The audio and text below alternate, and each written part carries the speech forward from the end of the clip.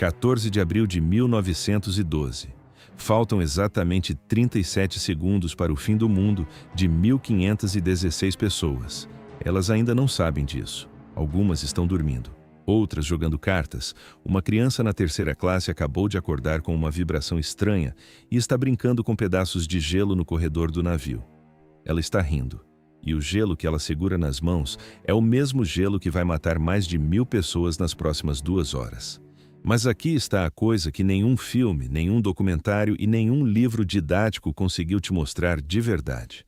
O Titanic não afundou por causa de um iceberg. O iceberg foi só o último item de uma lista enorme de decisões, coincidências e falhas humanas que vinham se acumulando há dias, há meses, talvez há anos.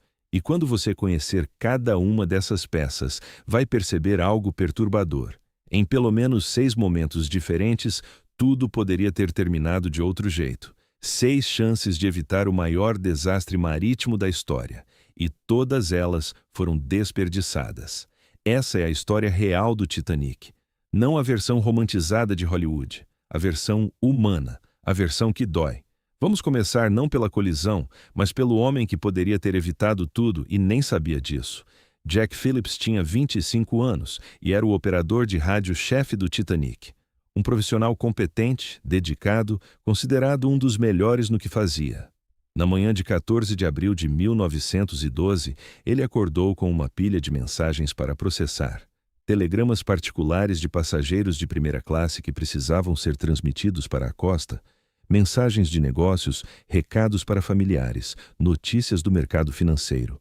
Cada mensagem cobrada pela White Star Line a um preço alto e cada mensagem com prioridade operacional sobre qualquer outra comunicação. O que isso significa na prática é que quando outros navios na região começaram a enviar avisos de iceberg, Phillips estava ocupado demais para dar atenção adequada a eles. O primeiro aviso chegou cedo, depois um segundo. Um terceiro. Ao longo do dia, 6 navios diferentes transmitiram alertas descrevendo campos de gelo e icebergs diretamente no caminho que o Titanic seguia. 6 avisos. Phillips registrou todos eles com eficiência. Alguns foram encaminhados à ponte, outros ficaram na sala de rádio, empilhados sobre a mesa de trabalho, aguardando um momento de pausa que nunca chegou. Às 21h40 da noite, o navio Mesaba enviou uma mensagem que deveria ter mudado tudo. A mensagem descrevia um campo denso de icebergs, não um iceberg isolado, um campo inteiro diretamente na rota do Titanic. Era a informação mais crítica que qualquer oficial de navegação poderia receber naquela noite. Phillips recebeu a mensagem. Confirmou o recebimento com um código padrão. E a deixou sobre a mesa porque havia um backlog de telegramas particulares esperando para ser transmitido. A mensagem do Mesaba nunca chegou à ponte. E aqui começa a primeira coisa que vai te incomodar nessa história. Phillips não era um negligente, não era um irresponsável. Era um jovem profissional fazendo exatamente o que seu cargo exigia dele, priorizando exatamente o que suas instruções mandavam priorizar. O sistema no qual ele trabalhava havia decidido que mensagens pagas de passageiros tinham mais importância operacional do que avisos de segurança de outros navios. Ele estava seguindo o sistema. E o sistema estava errado. A poucos metros da sala de rádio, no comando do navio, estava o capitão Edward Smith. 62 anos, 40 anos de carreira na Marinha Mercante, o comandante mais experiente e respeitado de toda a frota da White Star Line. Essa seria sua última viagem antes da aposentadoria. Smith havia recebido alguns dos avisos de iceberg. Não todos, mas o suficiente para saber que havia gelo na região. E mesmo assim, o Titanic seguia a 22 nós, quase sua velocidade máxima. Por quê? Aqui está algo que a maioria das pessoas não sabe. A decisão de Smith não era uma anomalia. Era exatamente o que qualquer comandante experiente faria naquela época. A prática padrão da navegação transatlântica era manter a velocidade e confiar nos vigias para avistar obstáculos com antecedência suficiente para desviar. Era assim que todos os navios operavam. Havia décadas que funcionava, mas havia também uma pressão não declarada que Smith sentia naquela noite. A White Star Line queria uma chegada antecipada em Nova York. Uma chegada antes do previsto seria um triunfo de relações públicas para o navio mais famoso do mundo na sua viagem inaugural. Ninguém disse explicitamente a Smith que ele precisava correr. Não havia nenhuma ordem escrita. Mas ele sabia. Todo mundo sabia.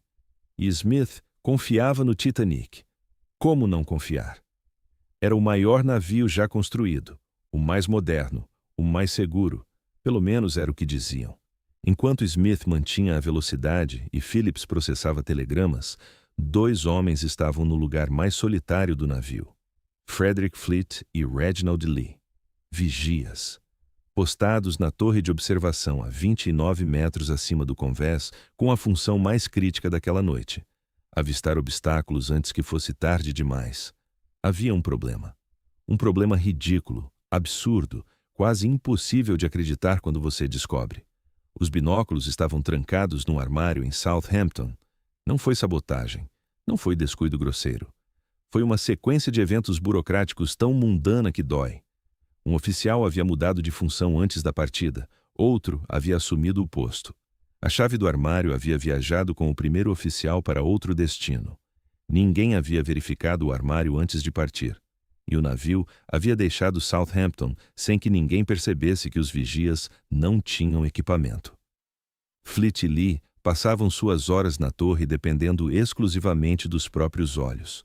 Num oceano escuro, numa noite sem lua, sob uma condição atmosférica que ninguém a bordo conhecia pelo nome, mas que estava tornando tudo muito pior. Inversão térmica. Camadas de ar com temperaturas diferentes criando um efeito de refração no horizonte.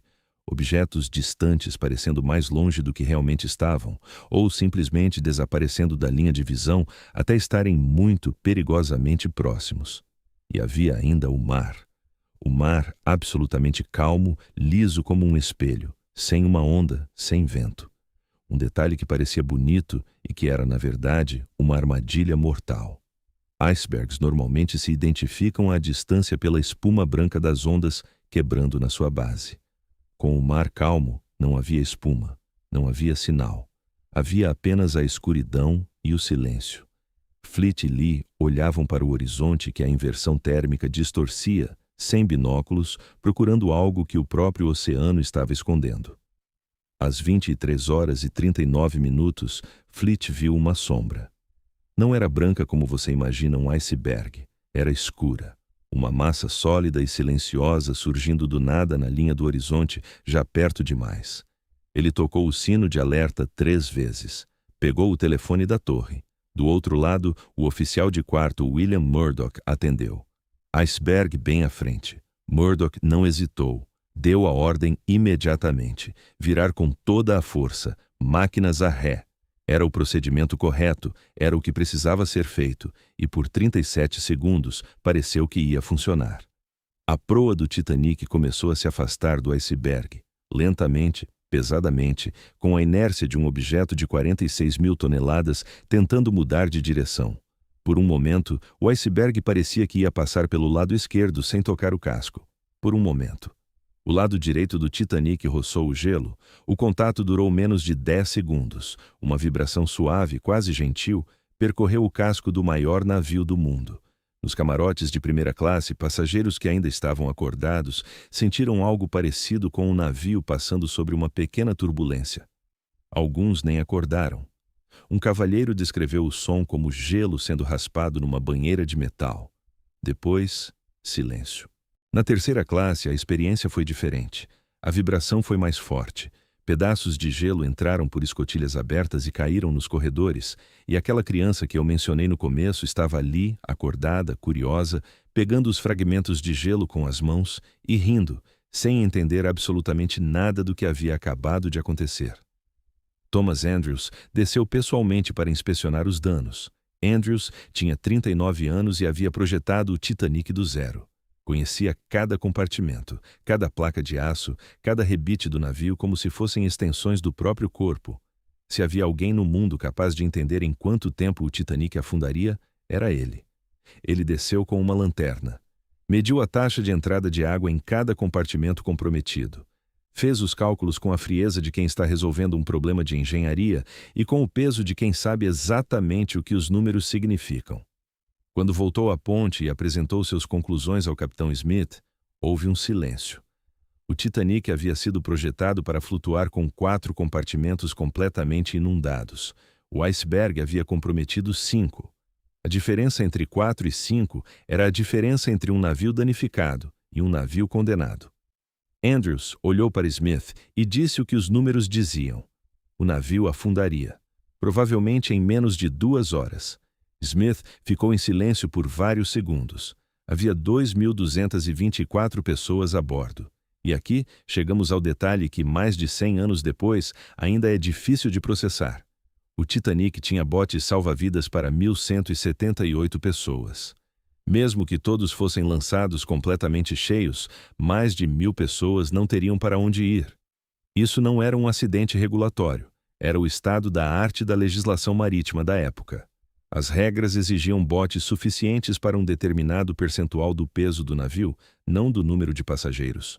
O Titanic, na verdade, carregava mais botes do que a lei exigia. A lei simplesmente estava errada, e havia mais uma camada nesse problema, porque os botes não foram lançados cheios. O primeiro bote a ser lançado saiu com 28 pessoas, capacidade para 65. Por quê? Porque quando os oficiais começaram a organizar a evacuação, os passageiros de primeira classe olhavam para os botes, olhavam para o oceano gelado lá embaixo, olhavam para o salão iluminado, com a orquestra tocando, com os garçons ainda servindo drinks, e chegavam a uma conclusão perfeitamente racional. Entrar num bote pequeno no meio do Atlântico Norte parecia muito mais perigoso do que ficar num navio de 46.000 toneladas. Um passageiro, quando um oficial tentou convencê-lo a embarcar, respondeu com uma frase que ficou registrada nos depoimentos posteriores. Ele disse: "Mas minha cabine está mais quente." Era uma frase absurda. Era também completamente compreensível para alguém que não tinha como saber o que Andrews havia calculado na ponte minutos antes.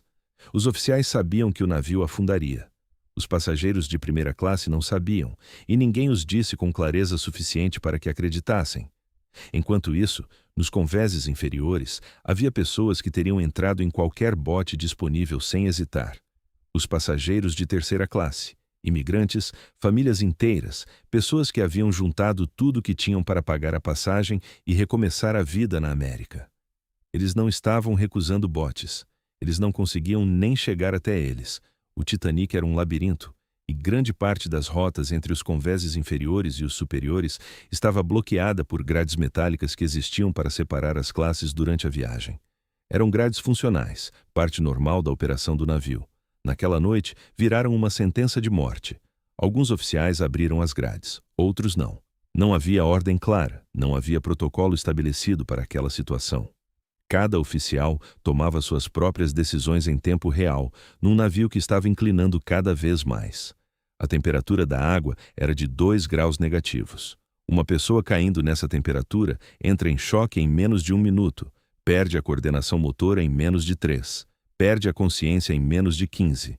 Não é uma morte suave. Nas profundezas do navio, nas salas de máquinas que poucos passageiros jamais viram, havia homens que sabiam de tudo isso e ficaram mesmo assim. Os engenheiros e foguistas que mantinham as bombas funcionando e as luzes acesas. Sem eles, a água inundaria os compartimentos muito mais rápido. Sem eles, as luzes apagariam e a evacuação nos convéses superiores entraria em colapso. Eles sabiam o que estava acontecendo, sabiam onde estavam, e ficaram. Não havia nenhuma ordem que os mantivesse lá. Nenhuma regra, nenhuma hierarquia, nenhum regulamento que exigisse que ficassem numa sala se enchendo de água enquanto o navio afundava. Ficaram porque alguém precisava ficar. Ficaram porque calcularam, cada um à sua maneira, que as vidas nos convéses superiores valiam seu próprio tempo restante. Nenhum deles sobreviveu. A 1h15 da manhã, a inclinação do navio já não deixava dúvida para ninguém. Os botes restantes começaram a ser lançados com urgência. Agora, os passageiros queriam entrar, mas alguns botes haviam sido lançados quase vazios minutos antes. A janela para a decisão racional havia passado no exato momento em que as pessoas ainda se recusavam a acreditar. Um bote ficou preso nos cabos durante o lançamento e tombou, jogando todos os seus ocupantes diretamente na água. A orquestra tocou até 1h50 da manhã. Esse detalhe sempre para as pessoas. A orquestra tocou, músicos escolhendo ficar no convés e tocar enquanto o navio afundava ao redor deles. Havia algum protocolo? Alguma ordem? Os relatos divergem. O que os sobreviventes descreveram foi simplesmente a música continuando, como se houvesse um acordo silencioso entre aqueles homens, de que enquanto pudessem tocar, tocariam. Nenhum músico da orquestra sobreviveu. Às 2h10, a proa havia submergido completamente. A popa começou a se erguer do oceano. As pessoas que ainda estavam no navio foram escorregando numa superfície que agora formava um ângulo de 45 graus. Agarravam-se em corrimões, em cabos, em qualquer coisa que pudesse segurar o peso de um corpo humano lutando contra a gravidade e o pânico. E então, o casco partiu ao meio. Não foi uma ruptura gradual. Foi uma falha estrutural catastrófica que os engenheiros modernos levaram décadas para entender completamente. A tensão entre a proa puxando para o fundo e a popa ainda flutuando criou uma força que o aço simplesmente não conseguiu suportar. O navio mais famoso do mundo quebrou em 2 pedaços no meio do Atlântico Norte. Às 2h20, a popa afundou. 1.516 pessoas estavam na água ou no navio quando ele desapareceu. Os botes estavam a alguma distância, a maioria deles com lugares vazios. E aqui está uma das escolhas mais difíceis de julgar em toda essa história. Apenas um bote voltou para tentar resgatar pessoas na água. 1 entre 20. Os outros não voltaram. O argumento era o pânico dos desesperados tentando subir ao mesmo tempo, o peso que poderia afundar um bote superlotado, o risco de ser arrastado para baixo junto com as pessoas que você estava tentando salvar. Era um argumento que fazia sentido, num cenário que não deixava espaço para pensamento racional. Era também uma escolha que cada sobrevivente daqueles botes carregou pelo resto da vida. A 93 quilômetros de distância, o capitão Arthur Rostron, do navio Carpathia, foi acordado no meio da noite. Ele ouviu o sinal de socorro do Titanic, saltou da cama e tomou imediatamente uma decisão que, em outras circunstâncias, poderia ter sido considerada imprudente. Ordenou que o Carpathia navegasse a toda a força em direção ao Titanic, pelo mesmo campo de icebergs, no mesmo escuro, sem reduzir a velocidade. Era exatamente o tipo de decisão que havia causado o desastre horas antes, mas desta vez funcionou. Rostron chegou ao local às 3h50 da manhã. O Titanic havia afundado 90 minutos antes. Havia apenas botes à deriva, silêncio e o frio que matava qualquer um que ainda estivesse na água.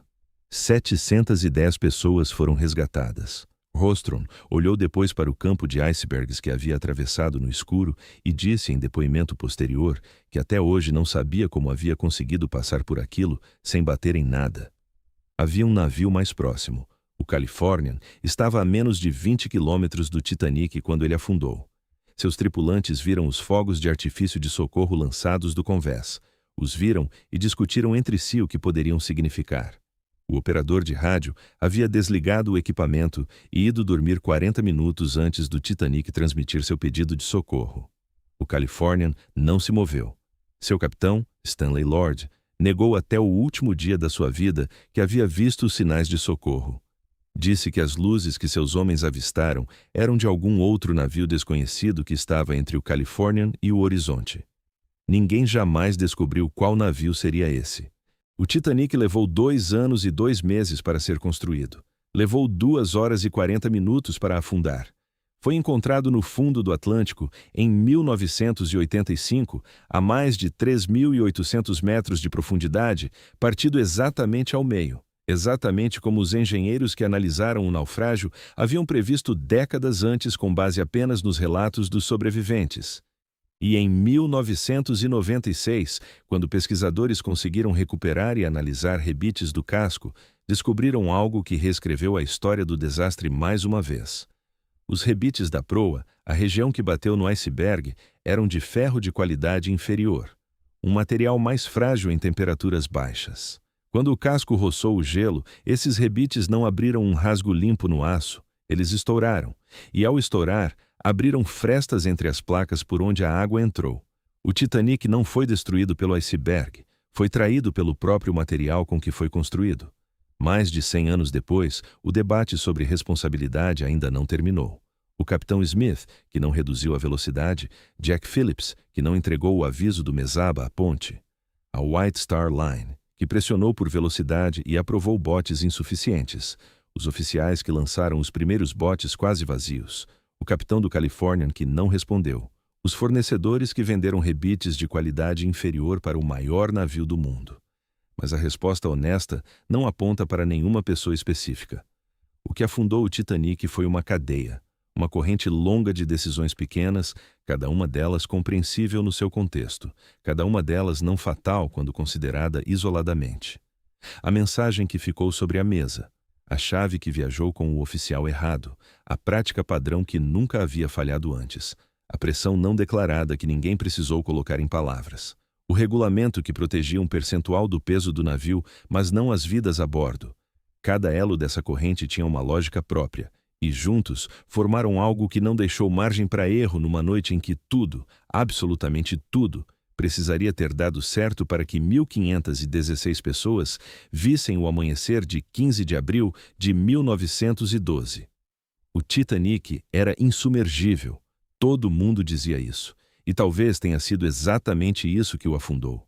A certeza absoluta de que desta vez, diferente de todas as outras vezes, nada poderia dar errado. A história raramente perdoa essa certeza. Se você chegou até aqui, obrigado de verdade. Deixa o like, se inscreve no canal e ativa o sino. Tem muito mais história assim vindo por aí. História real, sem filtro, sem romantização. E me conta nos comentários, de todos esses momentos que você acabou de conhecer, qual você acha que foi o decisivo? Qual daquelas escolhas, se tivesse sido diferente, teria mudado tudo?